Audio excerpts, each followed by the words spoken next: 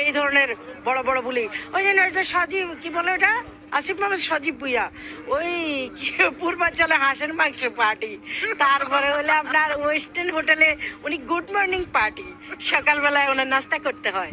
এখনো কিন্তু আমরা শুনছি তিনি কিন্তু সরকারি অফিস থেকে ছাড়ার পর, সে পদত্যাগ করার পরেও উনি এখনো সরকারি বাসভবনে থাকছেন, সরকারি সমস্ত প্রোটোকল নিচ্ছেন ওখান থেকে বসে। এখন উনি বাইরে আবার বলস কি আমরা কি করব, আমরা তো বিপদে পড়ে গেছি। তো এখন বিপদে পড়ে গেছিস, বিপদে পড়েই থাক। সুতরাং বিএনপির ঘু চাটতে আসিস না, যা তারেক রহমানের ঘু চাটতে আসিস না, কেন এটা অনেক দামি ঘু। বর্তমান প্রেক্ষাপটে নির্বাচন পরিস্থিতি তো একটু আউলে জ্বালা লাগিয়ে দিছে হইলো জামাত শিবির, মানে ৭১-এর রাজাকার আলবটর বাহিনী। তারা আগেও চাইছে, পিয়ার পদ্ধতিতে চাইছে, সেটাও তাদের বেচতে গেছে। তারপরে বিভিন্ন ধরনের বিভিন্ন প্রপাগান্ডা চালাইছে নির্বাচন বন্ডল করার জন্য, বেশি করে এসেছে।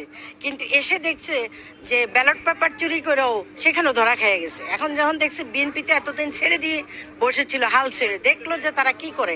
নির্বাচন কমিশনে যেহেতু তাদের নিজেদের লোক, নিজেদের চর ঢুকে রাখছে, সেই চরেই কিন্তু পোস্টাল ব্যালট বাইরে পৌঁছায় দিচ্ছে। সেই চরের কাছ থেকেই কিন্তু তাদের প্রার্থী, একজন প্রার্থী কখনো পারে না সে যে দলেরই হোক, কিন্তু এটা তারা করেছেন। এখন যখন বিএনপি যখন একটু প্রেশার দিচ্ছেন, বিএনপি চাপ সৃষ্টি করছেন, এখন তাদের মানে সাইরাদে মাকান্দাবাসী, এখন তাদের অবস্থা এমন হয়ে গেছে, এখন তারা পাগলের মতো আবল তাবল বকতেছে, মানে কি বলবে কি করবে, মানে